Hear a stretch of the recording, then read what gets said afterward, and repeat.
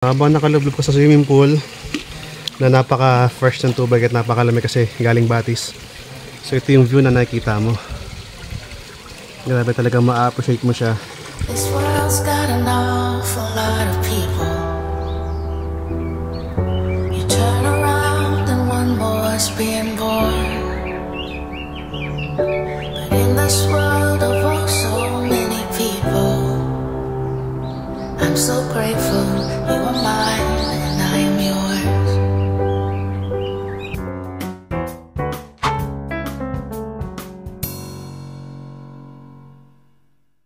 Hi guys, welcome back sa ating channel. So for today's video guys, may pupuntahan tayong isang campsite. Actually campsite siya na ano naman, hindi naman yung talagang gubat na gubat.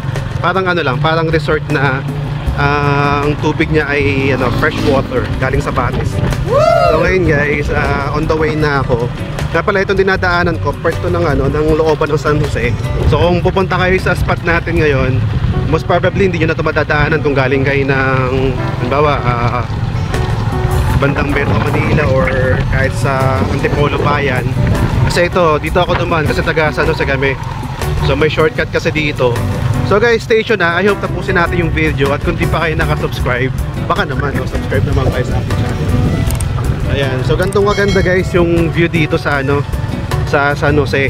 Ang tagos na itong dinadaanan ko, Malalaki Highway. Ayan, so kung mga nagmamotor-motor kayo tapos gusto nyo mag-explore ng daanan, siguro pwede nyo ding daanan to. So stay tuned guys, mamaya tingnan natin kung gaano kaganda yung lugar, okay? So guys, dito na tayo sa bandang Malalaki. Ayan, so kalalabas na natin ng highway. By the way guys, yung nakikita nyo papasok, yan yung pa Old Boso-Boso. So lalagpasan pa natin yan. Yan, tatakbo pa tayo ng mga 6 kilometers. So stay tuned lang guys, so pakita ko sa inyo yung papasukan from highway para kung sakaling pupunta kayo may landmark na kayo, okay? So guys, lumagpas tayo ng konti, no? Kasi hindi ko pwedeng tignan yung Google Map kayo na i-cellphone ko sa busa. So bali guys, ito yung pinakapapasokan yung entrada. So ito yung highway. Tapos dito tayo papasok.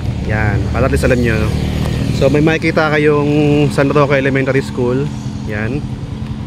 Tapos yung welcome to San Roque. Alright, let's go. So based guys sa Google Map, 500 meters na lang. So hindi ko napapatay yung camera. Tuloy-tuloy na natin to hanggang makita natin yung lugar. Kaya lang medyo rough road pala dito. So try ko kung kaya kong magmotor ng isang kamay lang. Kasi medyo rough road eh. So pag hindi kinaya, i-off ko muna. And gusto ko kasi makapakita sa inyo yung daanan papasok mismo. Kasi yung sa highway madali naman eh. So pag nakita mo yung kaninang nasa kanto, alam mo na yun. Pero dito madali lang kasi based sa map, kay Google Map, dito lang to eh. Pero check pa rin natin. Ayan, hindi naman pala siya ganung masyadong rough road. May mga sementado pa rin daanan. So ayan, kayang-kaya pa rin natin. Ito yung makikita mong view. Ayan. Grabe guys, no, ang laki ng Antipolo kung iisipin mo mabuti. Kasi yung mga loob-looban na akala mo ganun-ganun lang, doon talaga may mga mapupuntahan ka pa, no? Kung naalala nyo yung vlog natin sa Manadlam Falls, ayun, grabe yun, talagang looban ng Kaysakap yun. Pero pagdating mo doon, grabe, ang ganda. Ganda nung makikita mo. So hindi ko alam kung malapit-lapit na tayo kasi yun nga, yung cellphone natin ginagamit ko pang video, so wala tayong Google Maps. Pero check lang natin. Kasi hindi naman siya masyadong parang along highway, nandun na rin siya. Pero wala ako nakikita pang signboard or kahit anumang sign na about sa leaflet. So malalaman natin yan. Pero parang pababa na to ah. Hindi ko sure kung lumagpas na tayo. Wait lang guys ah. Kailangan ko patay yung cellphone, check ko lang yung map ko. So guys, nakalagay sa Google Map, arrive na. Pero sabi ni ate nung napagtanungan ko, malayo pa pala. Sabi hindi accurate yung yung sa mapa. So mahalaga talaga na may pakita natin. Hindi ko sure kung may ibang daanan. So guys, dito pa lang tayo and finally may nakita na akong signage. So yan, pag nakita nyo to, magtuturo sa inyo ng daanan pa punta sa leaflet. And guys, pababa dito, ingat lang kayo pag nakamotor kayo kasi baka mag-skid yung motor ninyo kasi medyo siya, rough road tapos pababa. So yan, by the way, siguro kung hindi nyo na alam dito, pwede kayo mag Google Map tapos yung kayo ng sa leaflet Saan ni Fred? Nalayo pa? May kasama ko kayo. Ay, ako lang. Thank you. Salamat. So yun guys, pwede nyo nang i-pin yung Google Map tapos sa kayo ng sinabi ko na tinuturo ng Google Map na nandun na tayo. Dada-datetso lang. Pagdating sa rough road, makikita nyo na tong yan. Siguro takbo kayo ng mga 1 kilometer. Alright, so tatababa tayo. So guys, finally nakarating na tayo. And yan, papakita natin sa inyo yung spot. And hindi naman nakaka-stress yung biyahe. Okay naman. Ito guys. Very cool. So since Monday ngayon guys, ang isa pala sa challenge ko ngayon ay nagpalit sila ng tubig. Kaya mostly sa mga pool, mga hindi puno. So ayan, medyo ano lang tayo ngayon. Pero ano pa rin, tuloy pa rin natin yung pag-feature sa lugar kasi maganda naman. So guys, napaka swerte natin yung araw kasi naabutan natin si Sir Lolito. Actually nakita ko siya sa mga vlog na nai-interview siya, kaya humiling din ako ng ano ng interview ay tatay. Kitang-kita niyo naman talagang forma ni tatay talagang physically fit pa siguro dahil sa lugar nila. So tay, ang ganda kasi ng area nyo. Sino po ba nakaisip ng design nito? Ako naman. Ako. Kayo po ang nakaisip. By the way guys, so alam na yung trivia kung napanood nyo na ibang mga vlog. Kaya ito tinawag na ni Fred kasi apelido ni tatay is Delphine. So biniligtad lang. So guys, bali na-amaze kasi ako sa ganda ng lugar. Tapos mamaya ililibot ko kayo. And by the way guys, yung tubig dito is fresh water. Tama po tay? Oo, fresh water. Ayan, fresh water. So ngayon lang, since Monday ngayon, syempre kahit naman fresh water yan, dudumi pa rin sa dami ng naliligo. Nagpapalit sila, kaya yung ibang mga pool na makikita nyo mamaya is mababaw yung tubig. Pero regular days, okay naman yan. So tay, ano ba yung mga pinagbabawal dito? Yung mga don'ts natin? Ang mahigpit na pinagbabawal dito, natural, yung number 1, yung magsisiyabo. Lumilipad na naman ang isip ko. Magsisiyabo. Mahal talaga yan tay. Matindi yan. Yung sobra sa inom, dapat yung umiinom ng alak, kailangan ilagay sa tiyan. Tama naman. Para lahat walang magiging problema. Tama. So bawal lang sobrang alak guys. Pag lasing na, tulog na. Parang ganun lang tayo, no? Okay, tapos napanood ko rin sa vlog tayo. Yung mga rooms nyo ay magkano nga po ulit? Yung mga family room? 2.5 yung family room. Ilan po ang kasya doon tayo? Bali, kasa doon ng 12 12. na, so madami na rin yun. Ito po yung family room, no? Ito nasa taas. Ito. Ayan. Tsaka itong kabila. Malaki guys. Yan. Up and down na po yan tayo. Occupied na yun. Malaki to guys. Sulit na sulit yung 2.5 nyo dito. Tapos ang entrance 50 pesos lang. 50 pesos. Bata matanda na yun tayo, no? Oo. Okay. Tapos pag mga small cottages lang, kagaya ng mga nadaanan natin kanina. Yun.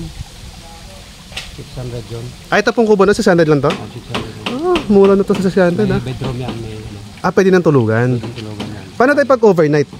Overnight, siyempre mas mataas. Mas mataas. Kasi ang entrance. Kasi gumagamit kami ng mga Kuryente. Pero yung room po, mas mataas din, oh. Ganun na rin. Same na rin pala yung night. Grabe guys. Bago lang yung Sulit na sulit dito guys. Isipin mo naman. Kasi mostly sa mga resort, kapag night swimming, nababago din yung presyo ng room. Pero dito, consistent sila. Pwede pa itong pasukin mamaya tayo? Oo, mamaya. So pasukin natin ito mamayang room na to. Ito na lang siguro papakita ko sa inyo. Kasi yung iba naman, mostly pare-pares naman silang rustic, gawa sa kawayan. So ito na lang yung pinakamalaki pasukin natin. Done na tayo with interview sa may-ari, no? So we are very blessed. And mamaya ililibot ko pa kayo. And guys, pag nandito ka, sobrang mapifeel mo yung nature. Kasi unang-una, talagang nature vibe na may resort nila. Mapuno, nakakarinig yung hangin. So diba, malamig.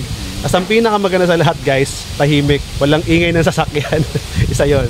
Walang polusyon. Kaya talagang dito, kaya ata si tatay pogi-pogi pa rin kahit may edad na. Kasi grabe yung sariwang-sariwa yung hangin. So ito guys, pasyalan natin yung group. Okay po. So diba guys, itutur pa tayo na may-ari. Grabe, napaka-alad natin. So ito yung family room na 2.5. So nice, oh. Dito ang dahil mo nang pwedeng mapwestuhan. Tapos dito, ito yung view mo. Talaga napaka-nature niya. 2 kwarto po tayo. 2. Yung kusa ni tatay. Yun. So dito, pwede na kayo matulog dito. Kasya ang 2. O kung sanay naman kayo sa siksikan, kahit 3 kayo dyan.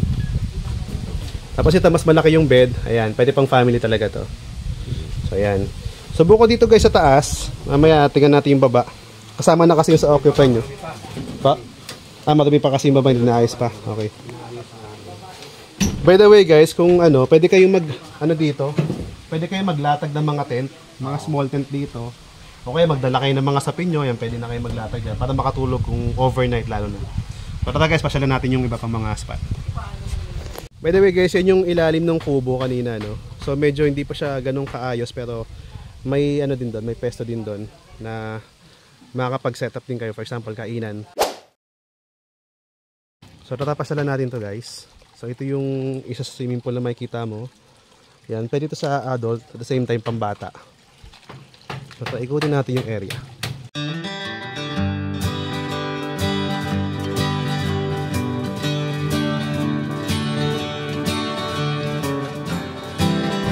So ito pa yung ibang mga swimming pool. So like sinabi natin kanina na nagpapalit sila ng tubig. Kaya mapapansin nyo dito sa part na to, medyo mababaw lang siya. Kasi walas dito. Yan. So may mga guests doon. Mamaya mag-hi tayo sa kanila. So ito yung isang room na worth 600 lang yan guys. Na murang-mura. So ito siguro sa dami na nag-swimming kahapon, medyo hindi actually malinis yung tubig. Medyo maano lang yung ilalim. So yan, kaya sila nagpapalit ng tubig para malinisan. Actually marami ka ditong pwedeng for picture spot, no? And yan, kagandahan dito yan, pwede ka pang mag setup ng may tent doon. Hindi ko alam kung nakita niyo. So dito may table and then may tent dito. So nice. Tapos meron ding duyan pa sa mga bata. Eh nakagandahan pala guys. Ito meron ditong parang ilog. So katabing-katabi lang guys. Dito tayo lumabas. Ayun lang naman yung resort. So paglabas mo, meron ditong fresh water. Nice. So ang sarap, no? Parang sarap kumain-kain dito. Ay may mga nag-iihaw pala dito guys. Oh. Ayan. Pwede ko ma-explore dito. So I think nakita ko yung host nila. Ito yung papasok ng resort eh. Yan, ayan yung mga tubo. Kulay team. So I guess yung kanilang tubig galing sa taas. Ayun, nakapacket dun yung nakapacket yung hose. So I think galing sa taas, kaya doon sa malinis sa part, no. Dito naman malinis naman, malinaw naman yung tubig kung makikita ninyo. Ayan. Malinaw naman siya. Kaya lang, syempre, 'di ba, pag nadadaanan ng tao, lalabo yan eh. Ayan, so may mga cottages dito. And check natin yung isa pang pool area doon na parang yun yata yung malalim. Hello po. So, check lang natin. Ayan, para at least makita natin lahat ng ng area. Alright. So dito guys, mahilig ka mag-pictorial. Marami ka ng spot na mapupuntahan for picture. So ayan. So ito I think kasama to sa 600 na presyo.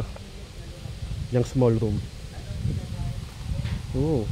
So ito yung parang pinaka swimming pool area dito sa medyo liblib siya. So guys, nakakatawa, meron pa silang lovebirds. So kung gusto nyong makadagdag sa pag-relax nyo, yan, pwede nyo silang panoorin dito habang nagmamahalan. Kaya lang kung wala kayong jowa, baka mainggit kayo.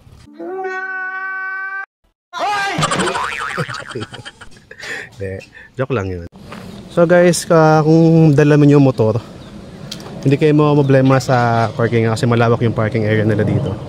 So kita nyo naman. Pero ako doon ako nagpark sa pinakababa, sa pinakatapat ng bahay ng may-ari. Sila namang nakapark, so doon na lang. Tapos kung 4 wheels yung dala nyo guys, ako sa tansya ko kaya naman siya kung 4 wheels. May papasok yung sasakyan dito. Pero make sure na malakas yung sasakyan nyo. Yung tipong kayang umahon kahit rough road tapos medyo pataas. At kung medyo maulan, siguro wag yun isa pala rin yung 4 wheels nyo kasi baka magputik. Dahil yan yung kalsada. So yan guys, kitang-kita nyo naman yung kalsadang dadaanan ninyo, no? So dito pa lang guys sa part na to, makakapag-relax ka na. So guys, ito, hihinto ako magsalita. Pakinggan nyo yung nature.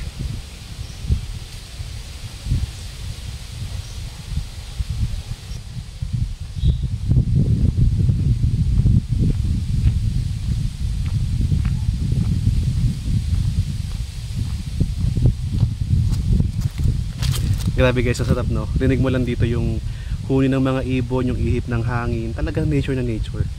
Alam mo kung kahit solo ka, ako mag-isa lang ako ngayon nagba-vlog. Na-enjoy ko siya kahit mag-isa lang ako kasi alam mo yung para ako na-refresh, na-unwind dun sa napakasariwang lugar. Tapos syempre nung nagbabad ako sa swimming pool kanina, nakaka-refresh yung tubig guys kasi nga fresh water siya. Tapos kita nyo naman, wala pang masyadong tubig kasi nagpapalit. Kumbaga napakalinis sa pakiramdam. No, tapos yun syempre walang chlorine. Tapos alam mo yung katahimikan, tahimik talaga siya. Kaya lang, syempre kung pupunta kayo dito ng weekends, dagsa yung tao. Kaya siguro kung mabibigyan nyo yung sarili nyo ng, alam mo yun, kahit isang araw na pahinga during weekdays, yung ikaw lang mag-isa, pwede ka mag-relax dito. I tell you, makapag-relax ka talaga. Siguro kuha ka ng room kahit yung taxi 600, pwede na makatulog ka na doon. Pero syempre, okay din kung may kasama, di ba? Pwedeng kayong magjowa, pwedeng kasama yung buong family, no? So guys, ito yung isang pool na malaki-laki, kaya lang nag-iipon pala ng tubig. Kaya medyo wala pa siyang laman yun. Pero mukhang masarap magbabad dyan, kaya magbabad tayo.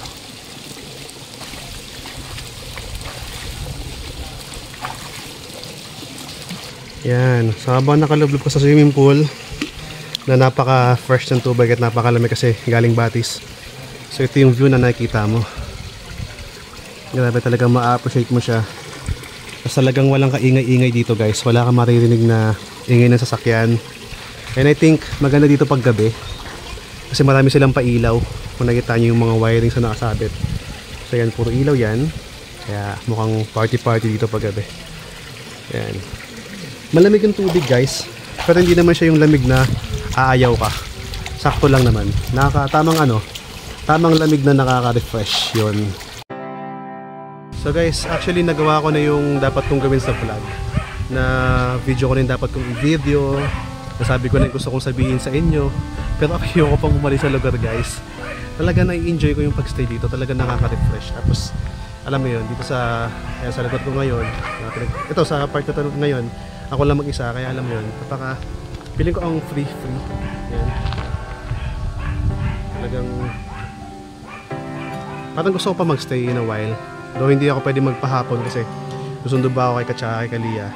And then after that, papasok ko sa work. So, yun. Kaya no choice tayo. Uuwi tayo maya-maya pero i-enjoy ko muna yung pagstay dito. Meron pa akong 1 hour.